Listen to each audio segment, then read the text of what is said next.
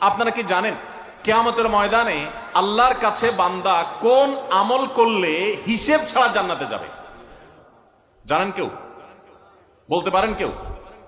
ভাই, আল্লাহর কাছে হিসেব দিয়ে জান্নাতে যাওয়া কি সহজ কাম না কঠিন কাজ? আরে আল্লাহর কাছে তো অনেক দূরের কথা।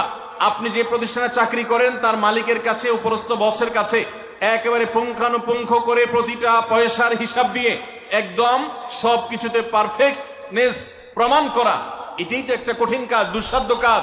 সেখানে সারা জীবনের হিসাব আল্লাহর কাছে দিয়ে পাই পাই করে তারপর আপনি জান্নাতে যাবেন, বিষয়টা এত সহজ না। তাহলে হিসেব ছাড়া আল্লাহ তাআলা এমনিতে বলবেন হিসাব টিসাব নাই, তোমাকে এমনি জান্নাতে দিলাম, এটা চান আপনারা? দেখুন কোরআনে কারীম আল্লাহ তাআলা বলছেন ইন্নামা ইউওয়াফাস সাবিরুনা আজরাহুম বিগাইরি হিসাব।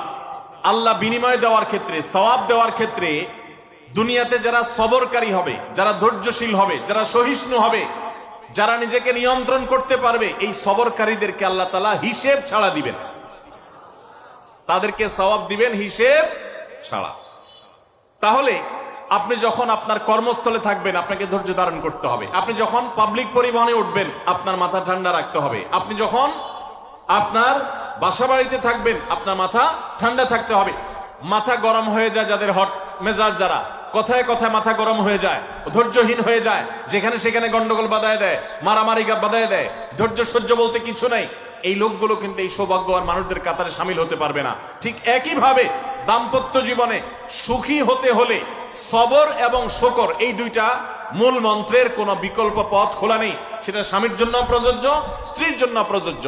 স্বামী হিসাবে আপনি স্ত্রীর অনেক অনিয়মতা দেখতে পাবেন, অনেক কিছু দেখতে পাবেন, আপনার আকাঙ্ক্ষা, আপনার চাহিদা, প্রত্যাশার বিপরীত আপনাকে সবর করতে হবে। ভাইরা আমার, আমাদের প্রিয় নবী সাল্লাল্লাহু আলাইহি সাল্লামের দাম্পত্য জীবনে কিন্তু টুনটান সমস্যা হয়েছে।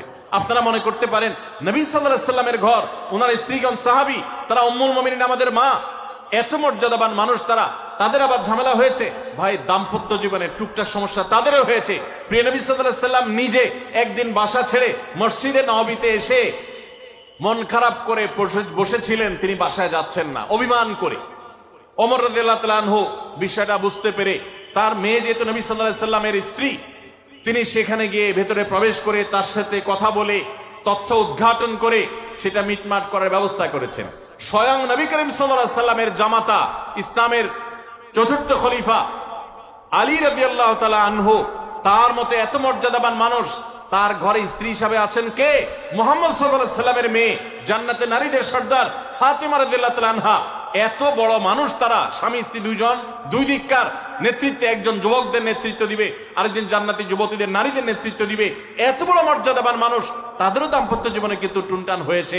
একবার আলী রাদিয়াল্লাহু তাআলা আনহু এসে মসজিদে টানটান হয়ে শুয়েছিলেন মাটিতে, মনটা খারাপ, ঘরে একটু হালকা ঝামেলা হয়েছে, তো এই জন্য মসজিদে নববীতে এসে মাটিতে শুয়ে আছেন।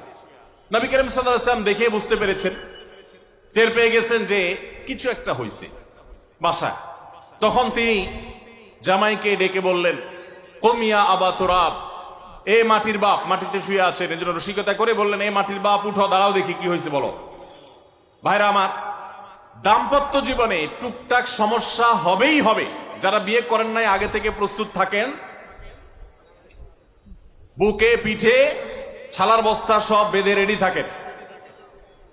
বিশেষ করে সময় যেভাবে গড়াচ্ছে, তাতে করে সামনে থেকে হেলমেট পরেও যাওয়া লাগতে পারে।